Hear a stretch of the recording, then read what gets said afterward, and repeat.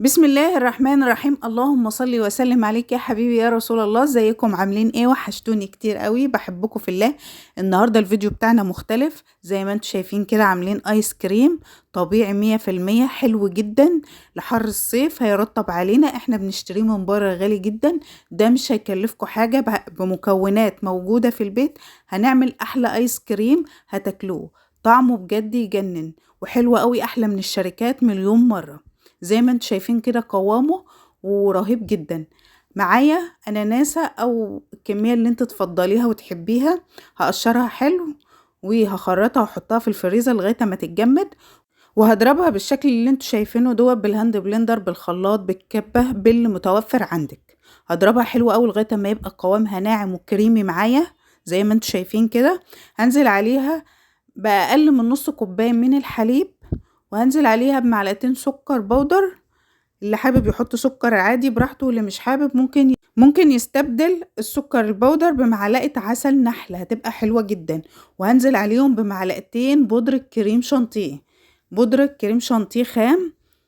قوامها حلو معايا، هتديني نتيجة حلوة قوي. وهضربه بالهاند بلندر لغاية ما ينعم معايا وقوامه يبقى كريمي زي ما انتوا شايفين كده. اهم حاجة ان انا نعم الاناناس بتاعي حلو قوي لغاية ما يديني قوام كريمي، مع الكريم شانتيه والسكر البودرة هيديني نتيجة حلوة وقوام كريمي احسن من الشركات مليون مرة زي ما انتوا شايفين كده. هضرب حلو قوي، وبعد كده هفضيه في علبة بلاستيك عندي، حافظة التلاجة او اي حاجة انت بتحفظي فيها الحاجة بتاعتك، وهحطها في الفريزر 4 ساعات او ليلة كاملة. زي ما انتوا شايفين ده الاناناس بتاعي، ده ايس كريم اناناس. ممكن تعملي الفواكه بتاعتك، اي فواكه موجودة عندك تعملها ايس كريم بالطريقة ديت، هتطلع معاكي نتيجة حلوة قوي وطعم حلو. الطعم اللي تحبيه وتفضليه، الفواكه اللي موجودة عندك هتستخدميها تطلع حلوة قوي.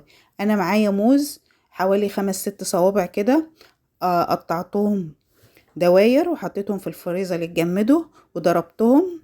عفوا، المقطع دوت الكاميرا فصلت فيه، نفس الاناناس بالظبط.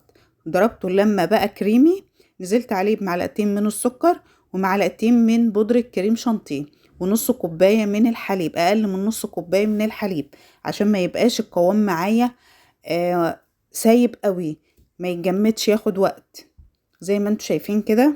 وهفضيها في علبة زي ما انتوا شايفين، وهحطها في الفريزر لغاية اما تتجمد حوالي 4 ساعات او ليلة كاملة. وهخرجه وهطلع منه زي ما انتوا شفتوا في اول الفيديو، قوامه حلو جدا وطعمه هايل. معايا بطيخ بالشكل اللي انتوا شايفينه دوت، انا وشلته بذوره زي ما انتوا شايفين كده. لو شفت اي بذرة فيه ممكن تشيلوها علشان ما تغيرليش الخليط بتاعي او تديله سمار كده وما يبقاش حلو. هضربه لغاية ما يبقى قوامه كريمي بالشكل اللي انتوا شايفينه دوت. اهم حاجة ان انا اضربه حلو وينعم معايا.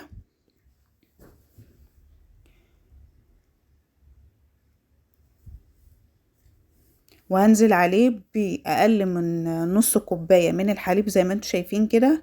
وهنزل بيه معلقتين كريم، بودرة كريم شانتيه، ومعلقتين من السكر. الكريمة بتاعتي خام حلوة قوي، بتدي قوام حلو قوي بدون سكر.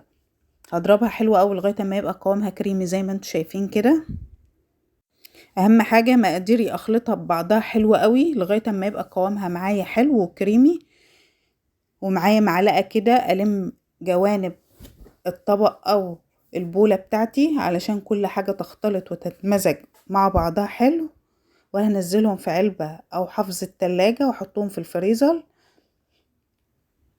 زي ما انتوا شايفين كده، واحطها برضو 4 ساعات او ليلة كاملة. وبعد ما دخلتهم الفريزر وخرجتهم زي ما انتوا شايفين كده متجمدين وحلوين. معايا معلقة الايس كريم زي ما انتوا شايفين كده، ما شاء الله قوامها حلو قوي. ده الموز بتاعنا بألف هنا، طعمه جميل جدا. وده الاناناس بتاعنا، شايفين ما شاء الله على القوام، جميل جدا وبألف هنا. وربنا يحسن ما بين ايديكم وتعملوا الافضل والاحسن. والطريقة ديت للآيس كريم حلوة وموفرة جدا، أحسن من اللي احنا بنجيبها من المحلات أو من الشركات. حاجة نظيفة أنا عاملاها ببيتي لأولادي، فواكه طبيعية، حاجات طبيعية ببيتي، حاجات جميلة جدا هتعجبكم وهتنور رضاكم زي ما انتم شايفين كده. ربنا يحسن ما بين ايديكم وتعملوا الأفضل والأحسن. يا ريت لايك وشير وكومنت حلو كده عشان الفيديو بتاعنا يوصل لأكبر عدد ممكن. من اللايكات بتاعتكم. ان شاء الله هتوصلونا للمليون بحبكم ودعمكم ليا. اشوفكم في فيديو جديد ان شاء الله على خير، والسلام عليكم ورحمة الله وبركاته.